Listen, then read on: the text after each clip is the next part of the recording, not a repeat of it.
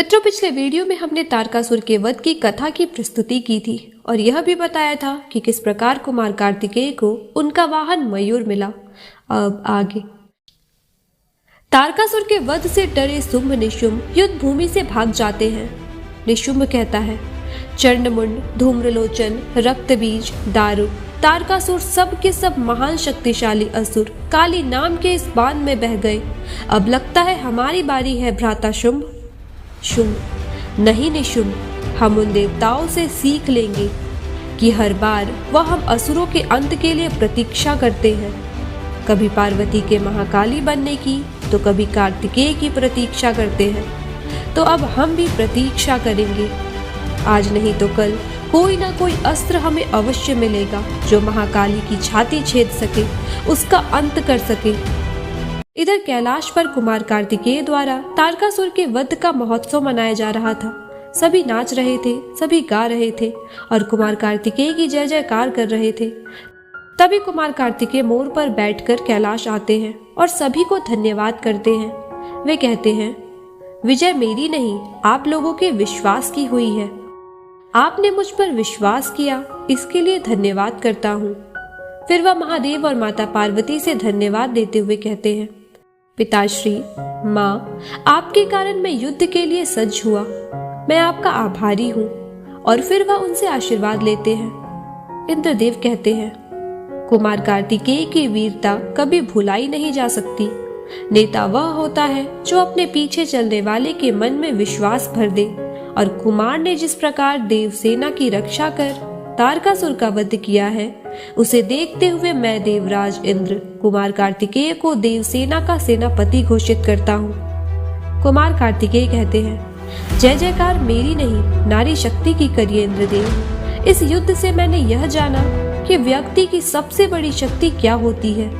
वास्तविक शक्ति पुरुष में नहीं बल्कि वह स्त्री में होती है, जिससे वह पुरुष जुड़ा हुआ होता है।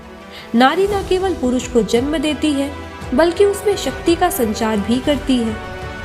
और संसार स्मरण रखे, जो नारी का अपमान करेगा वह कभी सुखी नहीं रह पाएगा।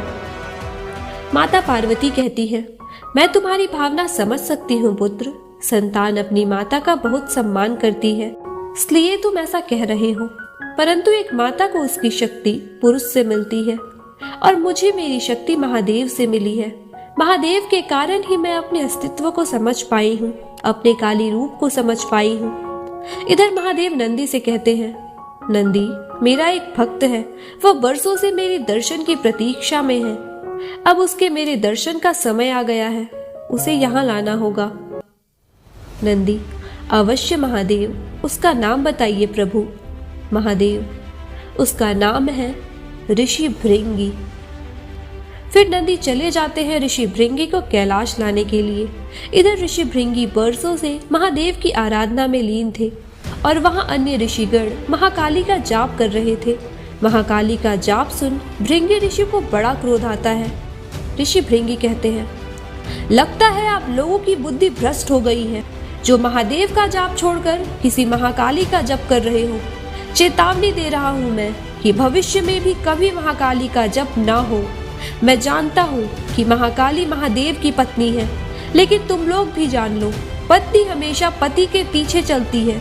पत्नी कभी भी अपने पति से श्रेष्ठ या महान नहीं हो सकती। महादेव और महाकाली में बहुत अंतर है। तभी वहां नंदी आ जाते हैं और कहते हैं, कदाचित वही अंतर समझाने के लिए महादेव ने आपका आवागमन किया है ऋषिवर। ऋषि भृंगी, महादेव ने मेरा आवागमन किया? इतनी शुभ सूचना देने वाले अपना परिचय दे।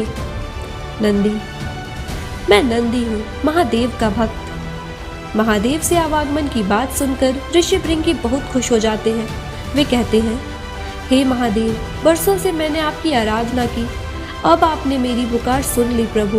मैं धन्य हुआ प्रभु, मैं धन्य हुआ। और वे नंदी के साथ कैलाश चले जाते हैं। इधर कैलाश में कुमार कार्तिकेय को माता पार्वती अपने हाथों से भोजन करा रही थी। महादेव कहते हैं, पार्वती, तुम अपने पुत्र को भोजन कराने का आनंद प्राप्त करो, तब तक मैं शांति का साधन अर्जित करता हूँ। पीछे से भृंगी ऋषि आएंगे, तुम उनका सत्कार कर लोगी ना? पार्वती, आप निश्चिंत रहिए देव, मैं उनका स्वागत कर लूंगी। और उनके आने का संदेश आपको भेज दूंगी मैं। कुछ देर बाद ऋषि भृंगी कैलाश आते हैं और द्वार पर उनकी भेंट माता पार्वती से होती है। माता पार्वती कहती है, कैलाश पर आपका स्वागत है ऋषिवर। महादेव ने आपके आने की सूचना दी थी, पधारिए। नंदी कहते हैं, ऋषिवर माता का आशीर्वाद लीजिए। ऋषि भृंगी, मैं यहाँ महादेव के दर्शन हेतु आया हूँ। पहला प्रणाम भी उन्हीं को करूँगा। कहाँ है महादेव?